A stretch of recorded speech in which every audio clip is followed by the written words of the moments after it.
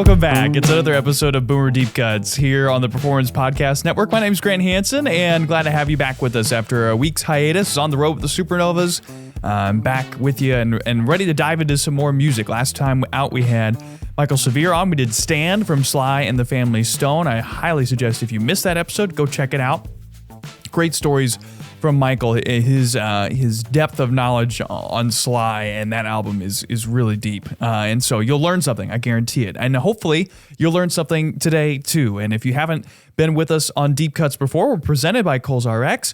And each week we take a deep dive into an album from the 60s and 70s, share some stories from not only the album itself and its creation, but the life of our guest and why that album is important to them or why it's a set of music that they enjoyed. So back for his episode and his appearance this month. Welcome back, the Chuckster of Love. Hey, man. Here to Boomer Deep Cuts. Welcome back, Chuckster. Thank you, sir. Glad to be here. Oh, man. This is a total digression from the normal. Okay. The normal. You know I'm ready for anything. Oh, heck yeah.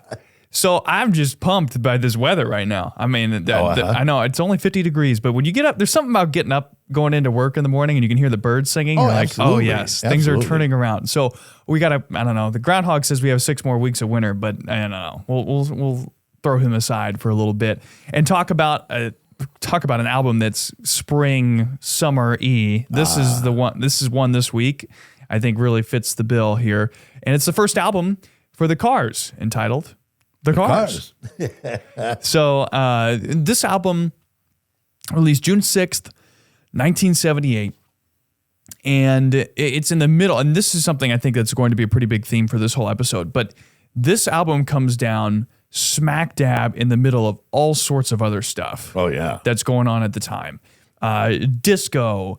And you've got all the big bands of the late 70s, they're all active right now. And even in the area where this band comes from, the Cars in Boston, you've had Aerosmith 3 years earlier, the band Boston 2 years earlier in 1976. And then this group comes along and paves its own path and cuts its own course here. I want to, when we were talking about when we were picking this album and why you wanted to do it, Chuckster, you talked about they just had a sort of different sound that made you, listen a little bit closer. It kind of goes right back to what you were talking about. There was so much going on. And then this little gem just, wow, listen to this. This is totally different. And I liked it a lot immediately. So Saturday Night Fever is going on at the same time too, right? Oh, wow. You still haven't, I mean, that's, which is the thing for Boomstock, right? This past year. And so that hasn't really died down either. And so when you listen to them, I mean, what was it about that got you to turn your ear? I mean, is it? I think it was the simplicity, not overproduced. You know what I mean? They had the keyboard, rhythm guitar, lead guitar, and drums, and there you go. Yeah. And leads, and singing and stuff. But I don't know what it was, but it sure hit me well.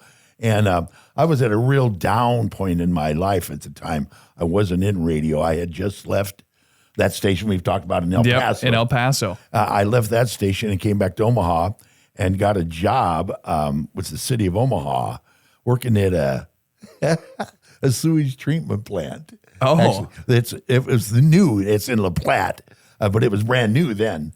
And so I worked there for a while. And then another station that's still in business here in town started in September 78. So that was only about a 3 or 4 month, maybe 5 month period where you were out of radio for a while?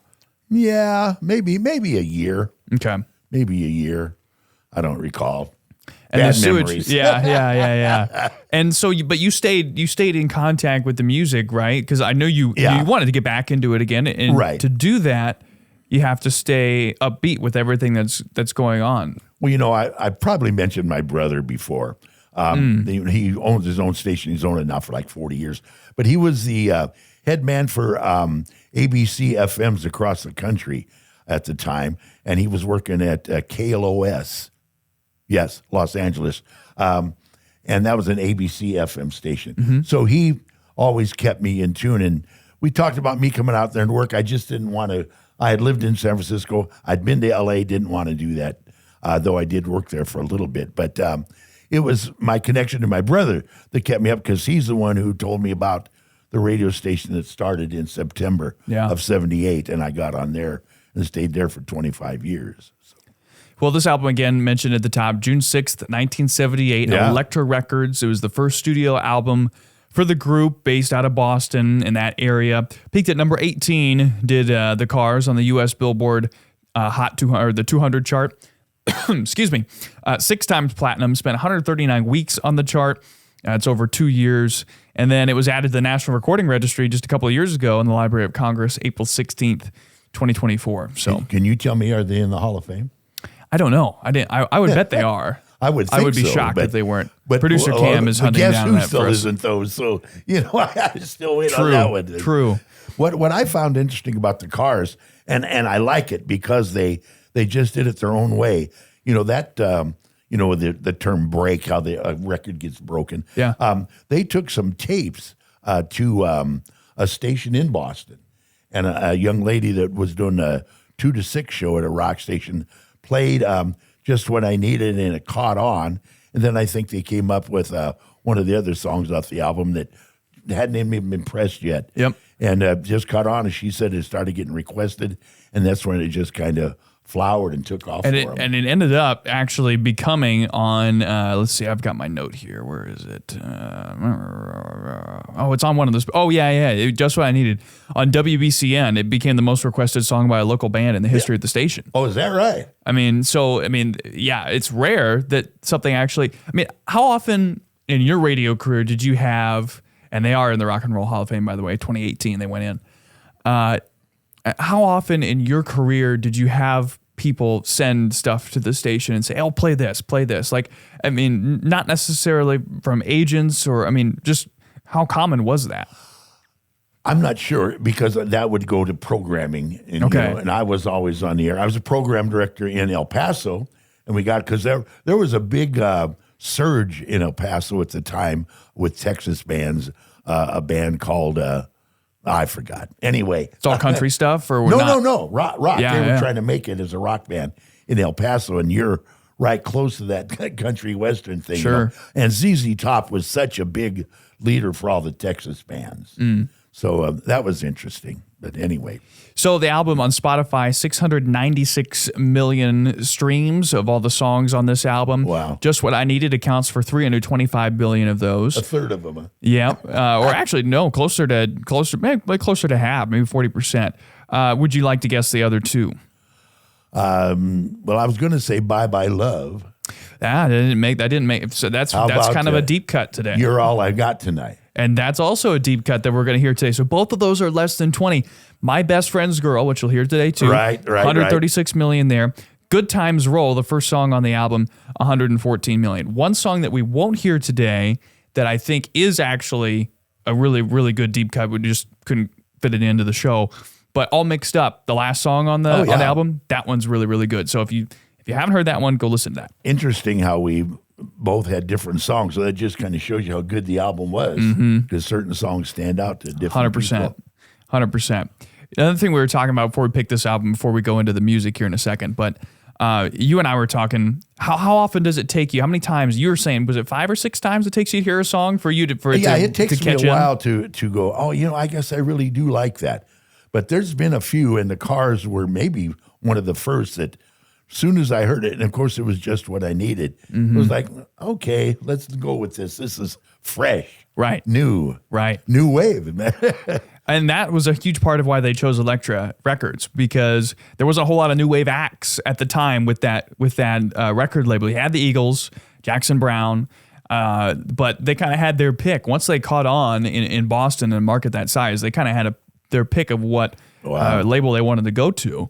And that was a big reason why they choose Elektra. The band didn't like the cover of the LP, which is interesting, right? Because you have the Russian model there who's got that big smile. Pretty simplistic. And it was picked by the record company. And David Robinson, the drummer, he designed his idea for it. It cost $80 to do his design. The label didn't like it. So they put it in on the first. I think they had to change some things due to copyright, and they put that in on the inner sleeve of the LP.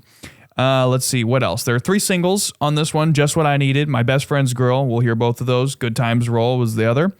Roy Thomas Baker, he was the producer on this one. And that was significant because of what had happened in his work with Queen. And the group was really looking to find ways to kind of be experimental, push the boundaries, and be creative.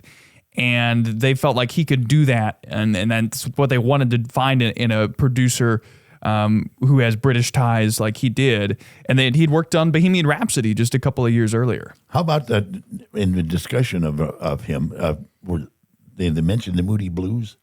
Seems no, to I me didn't he look was a producer. That's probably that makes sense. I mean, he did a lot. He did a lot. Let's see. So, what do you remember about disco in Greece? Because when this came out in June 1978. Number one song in America was "You're the One That I Want" from Greece. No, sure. And, say you had, like I mentioned before, Saturday Night Fever. There was no cure to it, really. There's a lot of disco. So getting something to chart that wasn't disco at that time was kind of tough. Yeah. I just go with the Bob Seger mantra of old-time rock and roll. Mm-hmm. Yeah. Don't try to take me to a disco. You won't even get me out on the floor. Yeah. In 10 minutes, I'll be late for the door. Yeah. And that was true. I remember I was very single, and there was a friend of mine named Jerry Pinky, oddly enough, and we'd go to, there was a couple of the great discotheques, or whatever you want to call them. There was one on like 70th and Dodge, and we'd go and hang around in the parking lot and stuff and try to meet ladies, but we just couldn't go in. And then, of course, we were still, dressed in our Levi's and stuff, and the women that were in disco was all glamour, and it just was not a fit whatsoever. Disco. That's a good story. And a good place for us to segue. So we're going to do two deep cuts off the top here that are songs that maybe you haven't heard. And the first is Bye Bye Love, and we'll play this one here right now.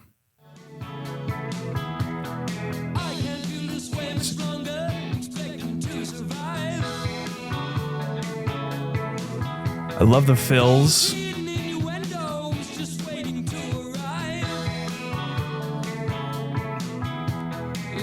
When you have the guitar, the drums, and then the keyboard comes in too, and that plays a central role.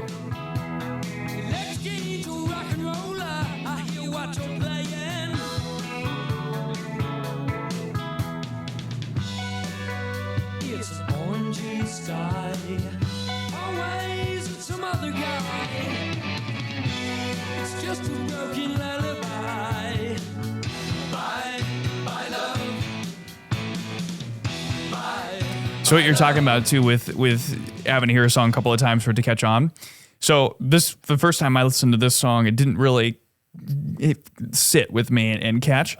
But when you get that little lead into that Bye Bye Love simple chorus, that the orange sky, some other guy, like all orangey sky, some other guy, like that little section right there, like that's an earworm for me that is caught on. I really like that. I like their harmonies too of that, right there. That chorus is nice. And you have multiple vocalists here too, right? And so I think our split today is even between the two of them, actually. Bass player? Yeah, and his name is escaping me right now. Me too. That's why I just said bass player. This is bad. I should have written it on my sheet. I'm horrible. Let's see. I want to say Ben, but that's... Yes. Yeah. Benjamin Orr. Okay, good. Yep. Benjamin Orr. And then the lead, of course, was Rick Akasik, right? Yep. And so those two, even pretty much an even split on vocals on the song, on the whole album. And then even here, 2 and 2. Also, this is another thing. You ever see that? I don't know if they had that back at school in the 60s, but you'd have in grammar, I'm always familiar about remember this thing about the comma, right? And so if you put "let's eat grandpa," and if you don't put the comma in there after "let's eat, comma grandpa," then it looks like "let's eat grandpa" as opposed to "let's eat grandpa," right? So the importance of a comma that comes in here too, because there's a little. This song is not to be confused with the Everly Brothers song, which was "Bye Bye, comma Love," sure, which then gets covered by Ray Charles, Simon and Garfunkel. The Cars version is "Bye, comma Bye Love." So the "bye" on the Cars version is after the first "bye," right, and not the second "bye" in the other one. So I thought that was a good note. The other one is "You're All I Got Tonight." Sounds like me running the board.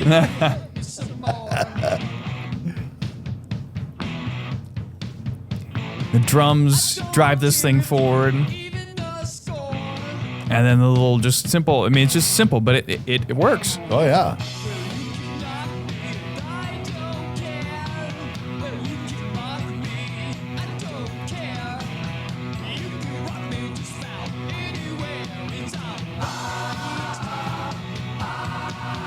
Get the backup singers in there too. Oh.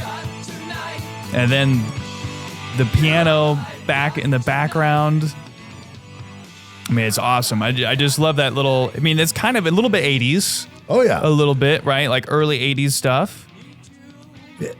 It almost got labeled punk, you know, but there's just too much more. I mean, it was just a little too lush and plush production-wise, I thought. I just think it's a really fun record. No doubt. For sure. Folks, I want to pause here for a second and tell you a little bit about our sponsor, Kohl's RX. And the folks at Kohl's have been huge in making this show possible, but they could be really huge in your life as well when it not only comes to your health care and those sorts of things and your medication, but making your home a safer place to be as well. Adding grab bars, walk in, being able to actually get your shower to a place where it can be a safer place for you. So if you're having mobility issues or struggling at all and want to make your house a little bit easier to get around in, please reach out to them because they are fantastic and well positioned to make your home a safer place to live. So huge thank you to Kohl's RX for sponsoring Boomer Deep Cuts. Okay, now we move. Go ahead. Real Yeah. quick. A grab bar saved me just the other day. Really? Yeah, I'm coming. Same situation where I have this brace on my leg. Where I fell off the back porch and I started to fall, but my son had put in a grab bar and it held me. Yeah. I couldn't believe it. My wife was out with me and we just both went, whoa, how it really did its job. Yeah. I mean, falling is the worst. So if you can get help, be sure to get it, friends, because you don't need to. Well, it's like the lack of mobility is a drag. It's like this album, right? It's just a bar. It's pretty simple. Yep. But it's really effective and helpful. Okay, now we move into the two songs on this one that I think maybe more people have heard. Maybe not. We'll see. Just What I Needed here is first. And this one is interesting too because there's maybe some sarcasm here. I don't know. Absolutely. Come on, bleed me.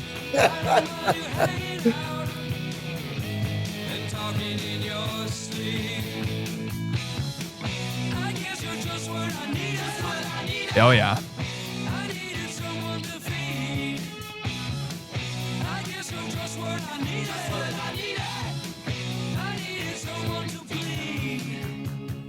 Yeah, so tell me, you read that sarcasm in there too then. Oh, yeah. They had intended to be just a straight-ahead rock and roll band, play the hard.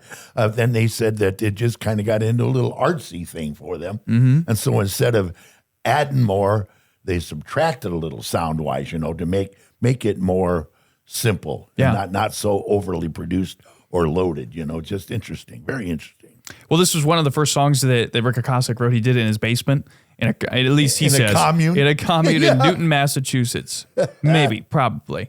We'll see. I mean, he's the guy who said, I can't remember. He has a history of like basically saying, sometimes words are, it's in he could be a little bit, take some liberties from time to time. Sure. He was a very, very interesting individual.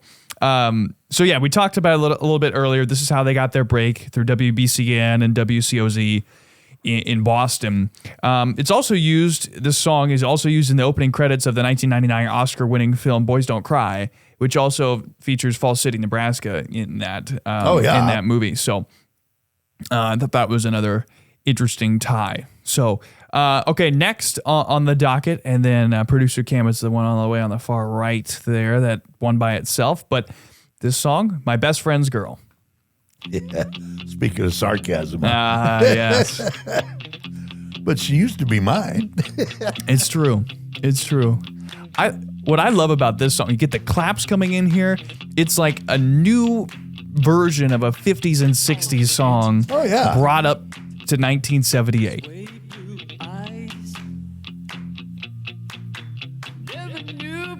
That you meet doesn't know the real surprise.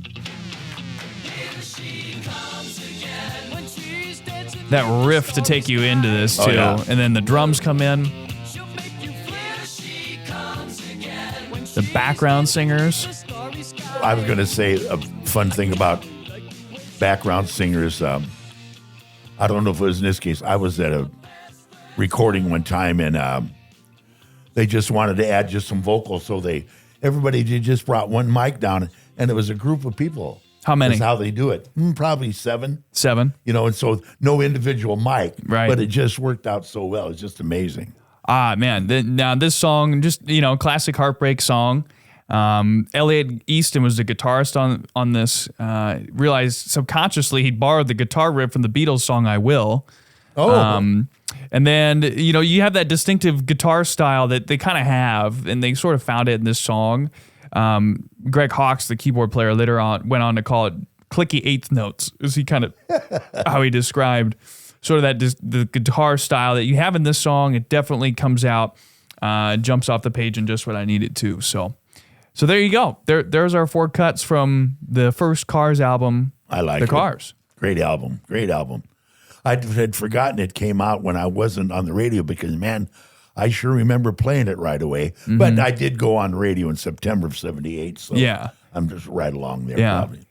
During that time, did you have songs that you would hear and you're like, okay, when I get back in, this I'm going to play this? Or did you have a hit list when you got back on there like, okay, these are I'm going to get back in and these are the songs I'm going to do? No, I was like I said, it was a tumble mentally for me because I'd gone from the leader of this really great rock station in El Paso to working all nights, because I got there so late when they were putting the staff together. That was all they had for me, So I was at a kind of a down thing. So I was just excited to get back on the air. And here you are. Then the mind started running, that new song. Yeah. And here you are 40 years later. 40, still in radio. 58 or something. Oh, yeah. That's ridiculous. Let's take a few highlights from June of 78, some of the things that went on the 2nd of that month. Columbia Records, they released Bruce Springsteen's 4th album, Darkness on the Edge of Town. That came out. So again, like all these different things going on at the time, right when the Cars are trying to break in. Did you say it was Elektra Records also? No, Columbia. Okay. Columbia, yep. On the 7th of that month, the Washington Bullets become the NBA champions. They win in 7 games over the Seattle Supersonics. 19 years later, they become the Washington Wizards. So they were the Washington Bullets for another 20 years after that. They changed that name simply because of the bullets. Yes, the literal bullets. It was in the midst of a wave of violence in Washington at that time. June 9th, and this is crazy to me. June 9th? June 9th, 1978. That's the day I got drafted. In 1969. Okay. Gutenberg's Bible, one of the 21 complete versions of Gutenberg's Bible printed on the first printing press, sells for $2.4 million in London. That seems like a steal to me. Like the first Gutenberg Bible, and you get it for $2.4 million. No, it was 78 though. That's true. I didn't adjust it for inflation. Yeah. See, but Google it. June 16th, Grease opens, starring John Travolta and Olivia Newton-John. On that same day, Ringo Starr releases Bad Boy, his album.